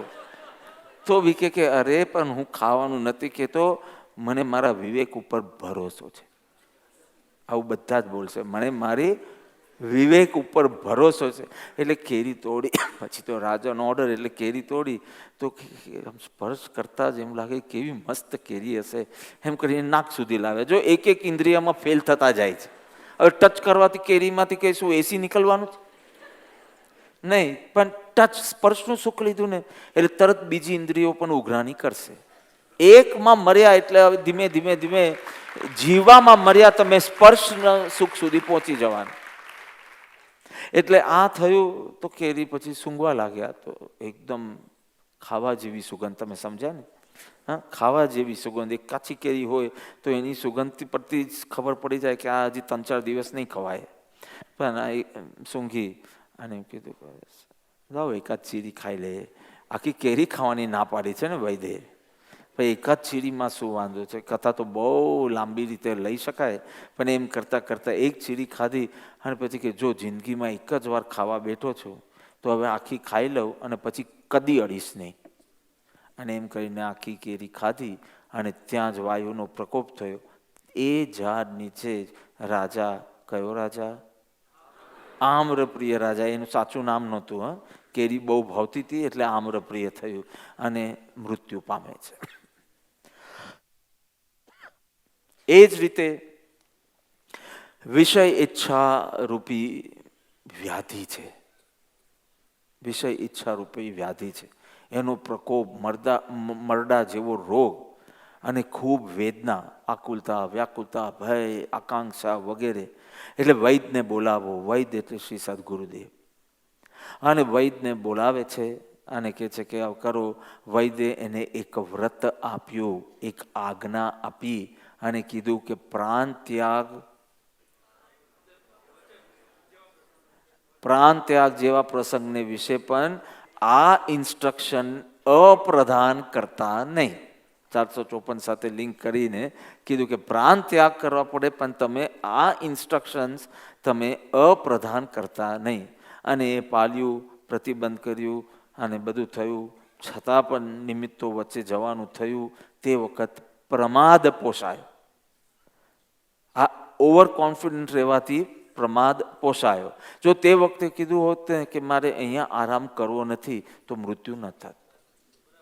કારણ કે નિમિત્તો વચ્ચે રહેતે નહીં, વિષયની ઈચ્છા થતે નહીં, એનો સ્પર્શ કરતે નહીં, એને સૂંઘતે નહીં, એને ચાખતે નહીં, એને ખાતે નહીં. પરંતુ એક પ્રમાદ કર્યો કે હવે આટલામાં શું, અને ધીમે ધીમે મરણ થયું. આ જ ભાવ મરણ. અહીંયા તો દ્રવ્ય મરણની વાત છે, પણ પ્રભુ કહે છે કે ક્ષણ ક્ષણ ભયંકર ભાવ મરને પાછો તું રાચીને રહ્યો છે. દુઃખપૂર્વક બી નહીં, ખેદપૂર્વક બી નહીં, સુખ બુદ્ધિપૂર્વક સુખનો અનુભવ. સુખ બુદ્ધિપૂર્વકનો સુખનો અનુભવ. કારણ કે ખાલી સુખનો અનુભવ હોય, સુખ બુદ્ધિ વિનાનો, તો તમે તે વખતે નિષેધ કરી રહ્યા છો. આપણે 2 મંત્ર લીધેલા, how foolish am I, how stupid am I, કે આવી ચીજમાંથી હજી મને સુખ આવી રહ્યું છે એવું ભાસે છે. આવું થાત જો સુખ બુદ્ધિ વિનાનો સુખ અનુભવ હોત તો. પણ આ તો સુખ બુદ્ધિપૂર્વકનો સુખાનુભવ. આપણો બીજા દિવસનો સવારનો સત્સંગ. આ ચેક કરવાનું પરમ કૃપાળુ દેવ ખંભાતના મુમુક્ષોને કહેશ. સંસારમાં સાવ ઉદાસીનતા, વિષય પ્રવૃત્તિ વખતે સાવ ઉદાસીનતા, રસનું ચેકિંગ, સુખ બુદ્ધિપૂર્વકનો સુખનો અનુભવ છે કે નિમિત્તોની અંદર સંસ્કાર જાગૃત થઈ ગયા છે, પણ તે વખતે પણ તારું શ્રદ્ધા જ્ઞાન જ્ઞાનીને વળગેલા જ રહ્યા છે. એ તું તમે ચેક કરતા રહેજો. પ્રયોગના લેવલ પર ચેકિંગ કરજો. ખાલી ચર્ચાના લેવલ પર થાય છે સત્સંગ. પ્રયોગના લેવલ, માર્ક્સ આપો, માર્ક્સ કમ્પેર કરો. આ કેવી રીતે મારાથી આટલો આગળ વધ્યો, પેલા મારા કરતાં અસંયમી હતો, તો કે એને ભક્તિ વધારી, લાવ હું ભક્તિ વધારું. એવી રીતે ચર્ચા કરજો. ખાલી બુક વાંચી નહીં લેતા, ને તો સત્સંગ બી સરસ થશે ને સંસાર ક્રિયા બી સ્પષ્ટ ઈચ્છાથી થશે. બંને સાથે ચાલશે. પણ પ્રયોગના લેવલ પર આવશે ને તો કાં તો તું ત્યાં મૂંઝાઈશ, કાં તો અહીંયા મૂંઝાઈશ, કાં તો સત્સંગમાં કંટાળો આવશે, કાં તો વિષય સેવન વખતે કંટાળો આવશે. 2માંથી એક જગ્યાએ તારી મૂંઝવણ જશે. કાં તો હવે આ બધું કંટાળારૂપ લાગે છે, અને કાં તો થાય કે હવે આ થાકી ગયો છો આ વારંવાર ઈચ્છાઓથી. એકદમ ક્લિયર પ્રયોગના લેવલ પર લાવ. તો એ જ રીતે સ્વાદનો વિષય, એક સ્વાદનો જરાક મારા ભાઈને કીધું કે કોઈ વાર માઇલ્ડ એટેક તો આવેલો લાગે છે, અને કોઈ વાર તમારે સ્ટેન્ટ બેન્ડ મૂકવા પડશે, એન્જોપ્લાસ્ટી. તો એ દિવસે બધા તળેલા નાસ્તા ખસી ગયા ડાઇનિંગ ટેબલ પરથી. એના ભુજ્યા તો એનો બીજો દેવગુરુ છે, એના હલ્દીરામના ભુજ્યા તો. હા, તો સવારના પહેલાં દેવગુરુની પૂજા કરે અને સાંજના આની પૂજા કરે. એ તો એને દરરોજ બધું એની બાયડીએ બધું ખસાડી દીધું. ભાઈ સાહેબ મલાઈ ખાવી હોય તો મલાઈ બધી બંધ કરાવી, બધું. હજી તો હોસ્પિટલમાં નાખ્યા નથી. એની પહેલાં હોસ્પિટલમાં જેવું ખબર પડી કે પ્લાસ્ટિકની જરૂર નથી, સ્ટેન્ટની, એ જ દિવસે એને ખાધું બધું. એ જ દિવસે હોસ્પિટલમાં જ ખાધું. તમે માનશો, હોસ્પિટલમાં ખાધું. મેં તો ભાઈ ઘરે આવવાની તો વાર જોઈ હતી, પણ હોસ્પિટલમાં આવું થાય છે. આવું થાય છે કે જરાક પેલો પરિભ્રમણનો ભય લાગે ત્યારે બધેની રસ્તા લાગે છે. 8 દિવસ તો તમને થાય કે ઇઝીલી પસાર થઈ ગયા. અમને ખબર પડતી નથી કે શું ખાઈએ છીએ, કેમ ખાઈએ છીએ, શું નથી ખાતા, કશું જ ખબર નથી. પણ થોડા ટાઈમમાં જેવું કહે ને કે હવે તો બહુ ધર્મ કર્યો, એવું એક જરા મગજમાં ઘૂસી જાય ને તો પાછું બધું આવી જાય, ભુજ્યા આવી જાય તમારે. એટલે વિષય સેવનની ઈચ્છા થાય. એને છાયા, પહેલાં છાયાથી શરૂ થયું, પછી જોવાથી, પછી સ્પર્શવાથી, પછી સૂંઘવાથી, પછી ચાખવાથી, અને પછી ખાવાથી મરણ થયું. તો આવી રીતે જે પેલો મંત્રી છે કોણ? જો વૈદ્ય સદગુરુ હોય તો પેલો મંત્રી કોણ? તો કે સહવર્તી સાધુ, ઉત્તર સાધક, સત્સંગીઓ. સત્સંગીઓ તમને આવો પરસ્પર સ્નેહ હોવો જોઈએ સત્સંગીઓનો. નહીં તો પ્રધાન કઈ રાજાને કહી ન શકે.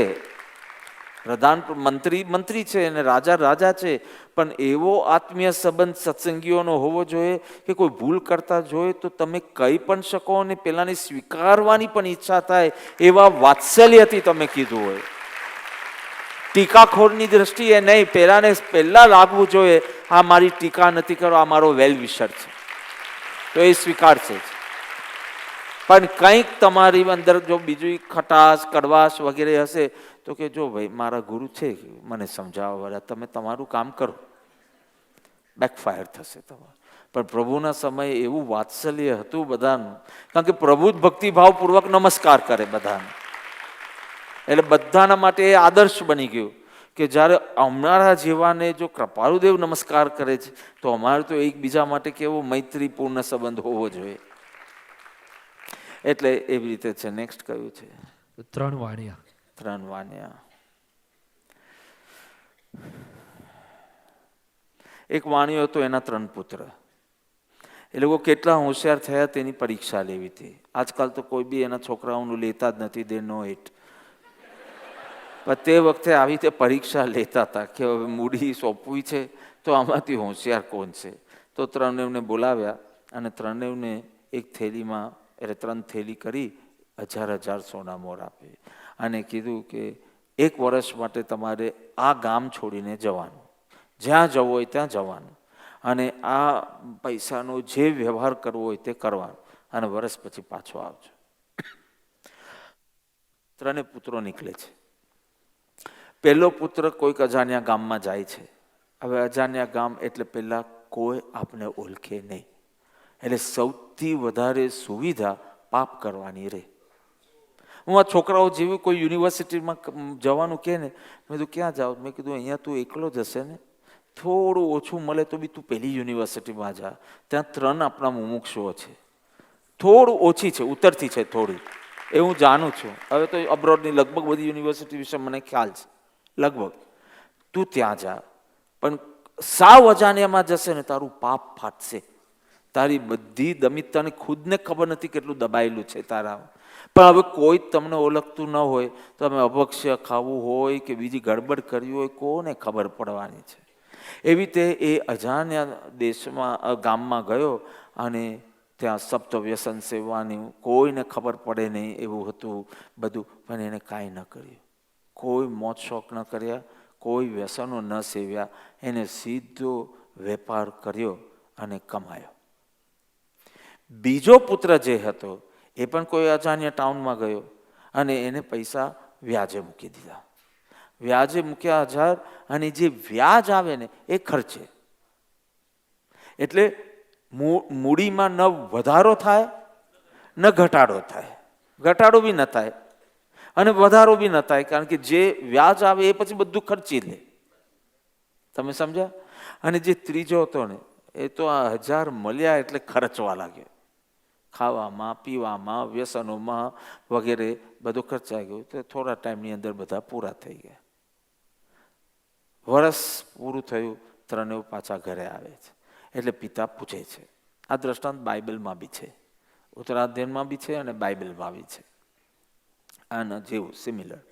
અને પછી પૂછે છે, અને એક પુત્ર કહે છે કે મારી પાસે તો કોઈ પૈસા રહ્યા નથી, મેં તો બધું મોજ શોખમાં, શોપિંગમાં બધું ખર્ચી લીધું, અને મેં હિસાબ પણ રાખ્યો નહીં કે હવે મારે સ્ટોપ કરવું જોઈએ, હવે આટલું બચત ખાવા પીવાની જરૂરિયાત માટે મેં કંઈ રાખ્યું નહીં. એટલે એકદમ કંગાલ જેવા મારા પાછળના 6 મહિના ગયા. એટલે એના પિતા એને ઘરની બહાર કાઢી દે છે કે તું કુટુંબની આબરૂ ખલાસ કરી નાખશે અને તું નામ બગાડશે વગેરે વગેરે કરીને એને ઘરની બહાર કાઢી દે. વચલો આવે છે બીજા નંબરનો, અને એની આખી એ સાંભળે છે તો કે એને ન મૂડીમાં વધારો કર્યો ન ઘટાડો કર્યો. તો કે તને હું બીજું ઘર અપાવી દઉં છું અને પછી તને થોડો પૈસા આપીશ ને પછી તું ફોડજે, કારણ કે તું આગળ નહીં વધે, કારણ કે કંઈ વધારો કરી શક્યો નહીં મૂડીમાં. જે પુણ્યરૂપી મૂડી તું લાવ્યો છે, જેના કારણે તું માનવ ભવ પામ્યો છે, પણ તું આગળ વધતો નથી, કારણ કે ન તારી મૂડીમાં વધારો થાય ન ઘટાડ. એટલે તને હું બીજું ઘર દઈ દઉં છું. અને ફર્સ્ટ નંબરનો આવે છે તે કે અરે તે તો કેટલું મૂડી વધારી, તો કે તું આ ઘરમાં જ રહે, હવે મારું બધો વારસો તું સંભાળ અને આગળ વધ. એ જ રીતે આમાં ગ્રંથકાર કહે છે કે ઘણા વખતે આવી જોગવાઈ પ્રાપ્ત થઈ જ્યાં મનુષ્ય ભવ. અમે કોસ્ટારિકા ગયા હતા, અમારી પાસે સમય નથી આખું વર્ણન કરવાનું, પણ ત્યાંના મનુષ્યનું જીવન જોયું તો આપણે ત્યાં કોઈ લગ્ન વ્યવસ્થા જેવું નહીં. જ્યાં મન થાય ત્યાં ભોગ ભોગવી લેવાના. કેટલા છોકરાઓ થાય, પૈસા ન હોય તો એક છોકરાને વેચવાનું, એક છોકરીને વેચે, બાપ સ્વયં વેચે. હજી આ કલ્ચર છે ત્યાં, એકદમ બોર્ડરિંગ સાઉથ અમેરિકા એવી રીતે. એટલે ત્યાં જ્યારે જોયું તો કે આવો માનવ ભવ, દરરોજ માંસ ભક્ષણ, દરરોજ રાત્રે મદિરાપાન, વ્યસનોનું સેવન, આમાં અને કોઈ દેવ ગુરુની ભક્તિ નહીં, કોઈ સત્સંગ નહીં, કોઈ ડર નહીં, કોઈ પાપ કાર્યોમાં અટકે નહીં. હું 2 દિવસ, તમે કે 3-3.5 દિવસ માટે 2 દિવસમાં મને અહીંયાથી લઈ જાઓ પાછો એમ કહ્યા કરતો કે બાપા હવે ટિકિટ ચેન્જ થાય એમ નથી. એવી સ્થિતિ તો હવે અનાર્ય દેશમાં માનવ ભવો, જ્યાં કોઈ શતપથની ખબર નહીં, કશું જ નહીં, જરાક પ્રતિકૂળતા થાય એટલે બીજા દોષનો જવાબદાર છે. આવી જ વૃત્તિ, આવી જ માન્યતા. એ તો એ કેટલા વખતે આવી જોગવાઈ પ્રાપ્ત થઈ કે જેમાં મનુષ્ય દેહ, આર્ય ક્ષેત્ર, ઉચ્ચ કુલ, જીન શાસન, સદગુરુનું યોગ અને નિરંતર સત્સંગ યોગ, સત્શાસ્ત્રની પણ પ્રાપ્તિ. એટલે એટલી બધી પુણ્યાયથી આ મળ્યું.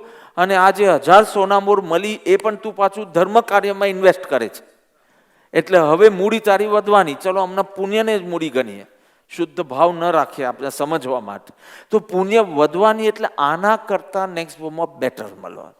બેટર એટલે મેક્સિમમ તું મહાવિદ્ય ક્ષેત્ર જાય અને સાક્ષાત તીર્થંકરનો યોગ, પ્રભુનો યોગ અને આ બધું યોગ તને પ્રાપ્ત થાય એટલે ત્યારે તો તું આમ એસ્કેલેટર પર હશે, કાંઈ ન કરે ને ઉપર પહોંચાતો જાય. હમણાં તો ચડવું બી પડે જ તને. એવું જ કન્ડ્યુસિવ એટમોસ્ફિયર મળે. પણ તું વેપાર કરીને મૂડી વધારે તો તું તો વિષય સુખ માટે આ છોડી દેવા તૈયાર છે.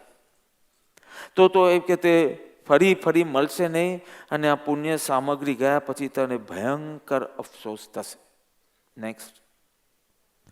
ગાડું હાંકનાર. આ મારું ફેવરેટ છે. ઉત્તરાધ્યન સૂત્ર છે પણ મારું ફેવરેટ છે. તો એક ગામથી એક વ્યક્તિને ઘીના ડબ્બા લઈને બીજા ગામમાં જવાનું. સિમ્પલ. એની પાસે ગાડું હતું. તો ગાડામાં બળદ જોડ્યા, ઘીના ડબ્બા બધા મૂક્યા. હવે આ ગામથી આ ગામ એને જવાનું હતું. બહુ નાનું દ્રષ્ટાંત છે. એ ગામના બધા રસ્તાથી એ પરિચિત હતો. એને ખબર હતી કે જે ગામે મારે જવું છે એ તરફ 2 રસ્તા છે. એક એકદમ સીધો સેફ રસ્તો, પણ રસ્તામાં કોઈ સીનરી નથી. અને બીજો ખાડા ટેકરાવાળો પણ મનોરમ્ય દ્રશ્ય છે. સારી હોટલો આવે છે, ટી સ્ટોલ આવે છે અને એવું બધું સારું. પણ એટલા બધા ખાડા ટેકરા છે કે એમાંથી ગાડાને લઈ જવાનું, ગાડું બચાવવાનું, બળદ બચાવવાનું ને ઘીના ડબ્બા બચાવવાના. એવી રીતે. અને છતાં એને શું સૂઝ્યું? એને ખાડા ટેકરાવાળો રસ્તો લીધો. થોડું આગળ ગયું અને એક ખાડામાંથી પસાર થતું હતું. ત્યાં ગાડું ભાંગ્યું, એટલે ગાડું ભાંગી ગયું. એની જે ધરી બળદના પગ તૂટ્યા અને ઘી બધું ઢોલાઈ ગયું. અને હવે એ અફસોસ કરે છે કે મને આ શું સૂઝ્યું? હવે ન નગર મળ્યું, ન ઘી બચ્યું, જે બળદ હતું તે પણ ગયા અને મારું ગાડું બી ખલાસ થઈ ગયું. અને મને ખબર હતી આ બધી પાછી. વર્સ્ટ એ કે મને આ રસ્તો આવો છે, પેલા રસ્તો આવું છે એ ખબર હતી, પણ શું પેલું સીનરીનું સૂઝ્યું, મનોરમ્ય દ્રશ્ય એટલે વિષય આકર્ષણ. એવી રીતે મનુષ્ય ભવરૂપી ગાડું છે. અને શક્તિ અને સામગ્રી, તારી અંદરની શક્તિ અને ઈષ્ટ સંયોગો રૂપી 2 બળદો છે. અને ઘી રૂપી પુણ્યાય છે. અને તારે આ ગામથી સુખનગર જવાનું છે. તને ખબર છે કે સુખનગરના 2 રસ્તા છે. એક સેફ સંયમનો માર્ગ, તપ ત્યાગનો માર્ગ, ગુરુ આજ્ઞાનો માર્ગ, અને બીજો ખાડા ટેકરા વાળો માર્ગ કે એમાં એ ઇન્દ્રિય વિષયના આકર્ષણ. આખો 14મો શ્લોક એના ઉપર છે. આપણે નહીં પહોંચીએ એ વાત અલગ છે, પણ કાલે એનાથી શરૂ કરશું. તો 14મા શ્લોકમાં પ્રમાદ પણ ઇન્દ્રિય વિષયના આકર્ષણ રૂપ પ્રમાદ, અને 15મો શ્લોક છે કે પ્રમાદ તો કોઈ પણ હિસાબે ત્યાગજો છે. એટલે પ્રમાદ ઉપર ઘણા શ્લોક ચાલશે હમણાં. તો માનવ ભવરૂપી ગાડું, બળદ શું? શક્તિ અને સામગ્રી, અને ઘીના ડબ્બા એટલે પુણ્યાય. એ આ બધું હોય અને છતાં રોંગ ડિસિઝન લીધું તો શું ગયું? તો કે ગાડું તૂટ્યું, માનવ ભવ પૂરો થયો. બળદોના પગ ગયા, તારી શક્તિ ઓછી થઈ ગઈ. હવે તો મનોબળ તારું એટલું વીક થઈ ગયું છે, કારણ કે એકવાર તૂટે એટલે પછી તૂટ્યા જ કરે. પછી તો બધા વ્યસનો બી આવવા લાગશે. એટલે શક્તિ બી નહીં અને સામગ્રી બી તૂટી. ઘીના ડબ્બા પુણ્યાએ જે દેવગુરુમાં વાપરી શકતે એને બધે વિષય સેવનમાં વાપરી દીધી. પુણ્યાએ હતી તારી 100 ગ્રામ્સ અને એ તે વાપરી દીધી પંચેન્દ્રિયના સુખ ભોગવવામાં, એ પણ ગયું.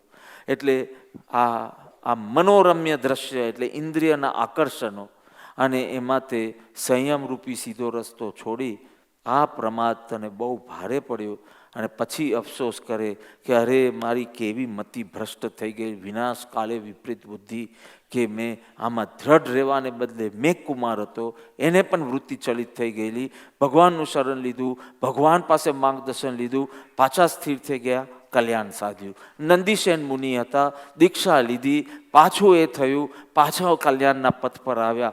હું પણ કરી શકતે, પણ ગીવ અપ કરતા કરતા હવે માનવ ભાવ મળવો મુશ્કેલ, સદગુરુ મળવો મુશ્કેલ નહીં, માનવ ભાવ મળવો મુશ્કેલ, એવી સ્થિતિમાં મેં મારી જાતને મૂકી દીધી. હિંમત કરીને તું સંયમના પદ પર રહેજે તો ભવો ભવનું સાટું વળી જશે. અને છેલ્લું દ્રષ્ટાંત ભિખારી. આ દ્રષ્ટાંત બી બહુ સરસ છે. ભિક્ષા માંગવા નીકળે છે પણ કશું મળતું નથી, એટલે નક્કી કર્યું કે પરદેશ જવું છે. એટલે મને હવે આના પરથી આઈ એમ કન્ક્લુડિંગ, તે જ લોકો પરદેશ જાય જે લોકોમાં અહીંયા કમાવાની હોશિયારી ના હોય. Can I conclude this from this two દ્રષ્ટાંત? Only the people who are not intelligent. I'm forced to believe this.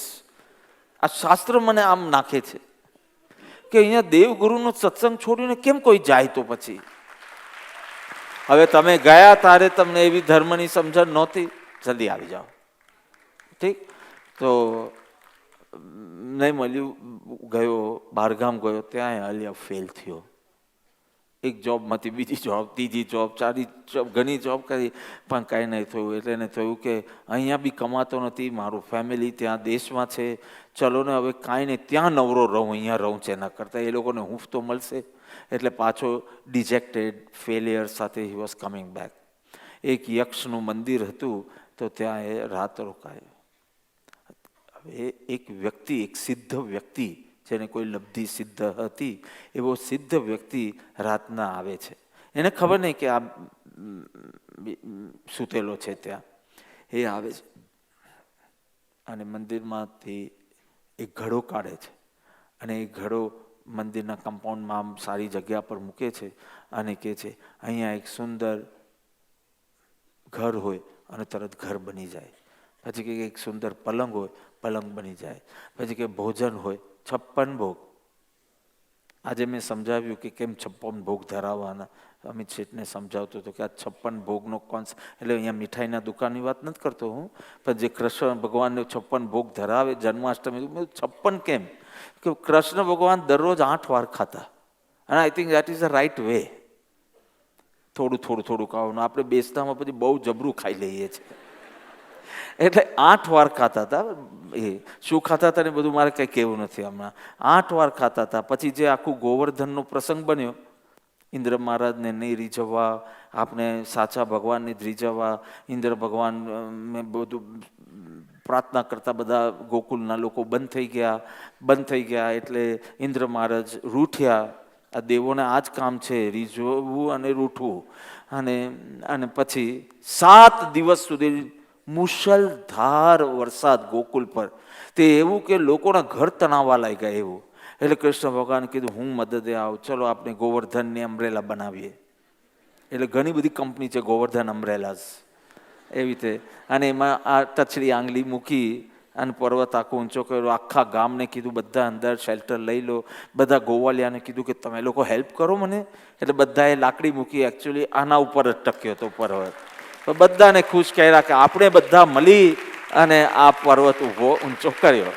તે 7 દિવસ સુધી આપણો કૃષ્ણ આમ આંગળી લઈને પર્વત ઉચકે છે. 7 દિવસ ભૂખ્યો રહ્યો આપના માટે. 7 8 જા. જેવો પ્રકોપ પૂરો થયો એટલે બધાએ કીધું કે જે આટલા ટંક ભૂખ્યો રહ્યો છે ને એટલું ફૂડ એમને ધરાવવાનું. એટલે 56 ભોગ ધરાવવાની વિધિ શરૂ. 56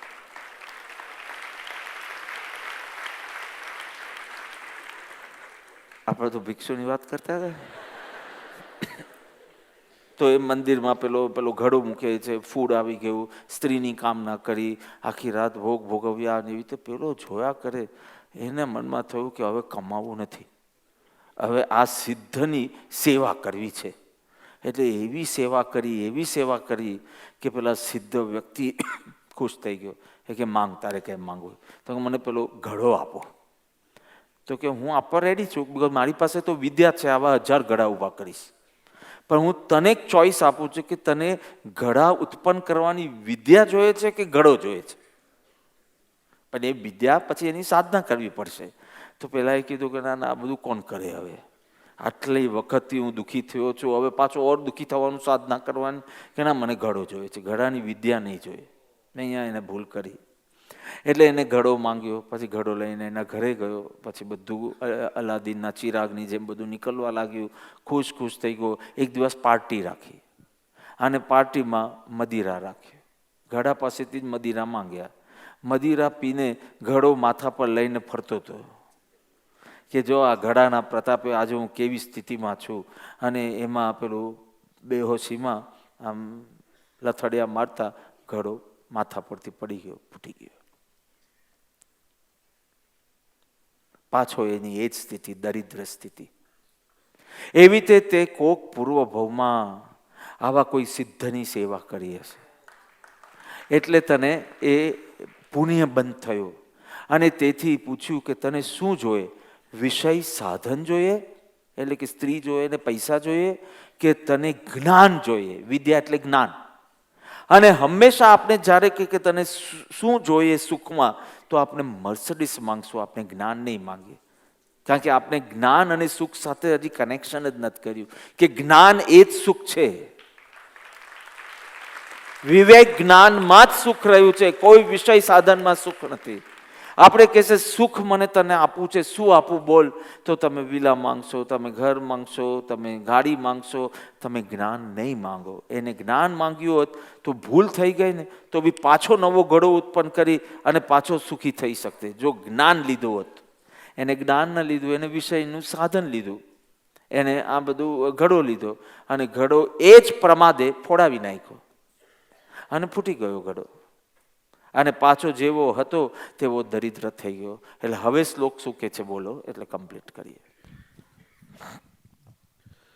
પ્રમાદે કરીને હે જીવ, તું મનુષ્ય ભાવ હારી જાય છે, અને તેથી દુઃખી થઈને બોકડો, કાકીણી, જલબિંદુ, કેરી, 3 વાણિયા, ગાડું હાંકનાર, ભિખારી વગેરેના દ્રષ્ટાંતોની પેઠે તું બહુ દુઃખ પામીશ. તું બહુ દુઃખ પામીશ, અને તું આ તક ગુમાવીશ. અફસોસ બી થશે તક ગુમાવ્યાનું, અને જે હલકા ભાવના કારણે હલકી ગતિ થશે એના દુઃખ વધારે પડશે. તો હવે આ બધા દ્રષ્ટાંત, બોકડાનું યાદ આવે છે, કાકીનીનું યાદ આવે છે, 1 રૂપિયાની 80, જલબિંદુ ક્ષીર સમુદ્રની સામે, એ કેરી આમ્રપ્રિય રાજા, અને 3 વાણિયો એટલે 1 વાણિયાના 3 પુત્ર. એ ગાડું હાંકનાર, મારું ફેવરિટ દ્રષ્ટાંત, ગાડું હાંકનાર ખબર છે ને ખોટો માર્ગ લીધો, અને ભિખારી આ ઘડવવાલો. તો એ જ રીતે વિષયોમાં ડૂબી જઈ મળેલ તક ગુમાવી ખૂબ પસ્તાવવું પડશે. તેથી હે જીવ, તું પ્રમાદ ન કર. એક પિતાના 2 દીકરા હતા, ને 2 દીકરાને કીધું કે તમને શું જોઈએ? મારી પાસે 2 જ ચીજ છે. એક સુંદર બંગલો, એટલે જે એ માંગશે એને સુંદર બંગલો મળશે, અને બીજું છે પતરાવાળી દુકાન, ઓફિસ. પત્ર છે, નાની છે, પતરું છે, પણ બધો માલ ત્યાં છે. 2માંથી 1 લેવાનું. એટલે નાનો પુત્ર કે હું નાનો છું, પહેલા મને ચાન્સ આપવો જોઈએ. અને એને કીધું કે તું ચાન્સ લે. તો કે મને બંગલો જોઈએ છે. બંગલો મળતાની સાથે જ સુખ સાધન બધા જ, અને તરત એ બની ગયો શેઠ, એની વાઈફ બની ગઈ શેઠાણી, અને ઘરની ચાવી એની પાસે જ, શેઠ માલિક અને માલકન બની ગઈ. પહેલા એ દુકાન માંગી, હવે આને બંગલો તો મળ્યો અને મોજ કરવા લાગ્યો, પણ કમાણીનું કોઈ સાધન નહીં. એટલે શું થયું? એક દિવસ બંગલો વેચવો પડ્યો. અને પેલા પાસે દુકાન જ હતી, પતરાવાળી હતી, એટલે તપી પણ જતી હતી, કષ્ટના સેન્સમાં કહું છું. અને તપી બી જતી હતી, પણ એમાં માલ હતો, એનાથી વેપાર કર્યો, એનાથી એને બંગલો ખરીદ્યો. બનાવ્યો, કારણ કે કમાની એટલી સરસ થતી. તું નક્કી કર, પુણ્યથી તને વિષય સાધન મળશે, પુણ્યથી તને સદગુરુ મળશે. બોલો, સદગુરુ. ડાયા માણસ કે અલ્પ કષ્ટ વેઠીને પણ જો ધર્મ પ્રાપ્ત થતો હોય તો આઈ ચૂઝ ધેટ, કારણ કે એનાથી દેવલોકના બી સુખ મળશે અને મોક્ષના સુખ બી મળશે. બંને ચીજ દેવગુરુની ભક્તિથી જ મળે છે. અને જે મૂર્ખ છે એ કે અત્યારના 5 ઇન્દ્રિયના ભોગ મળતા હોય તો મને એ જોઈએ છે, એને બંગલો લીધો, છેલ્લે વેચવો પડ્યો. તેથી હે જીવ, આ ક્લેશમય સંસાર થકી વિરામ પામ, કંઈક વિચાર પ્રમાદ છોડી જાગ્રત થા, નહીં તો રત્ન ચિંતામણી જેવો આ મનુષ્ય દેહ નિષ્ફળ.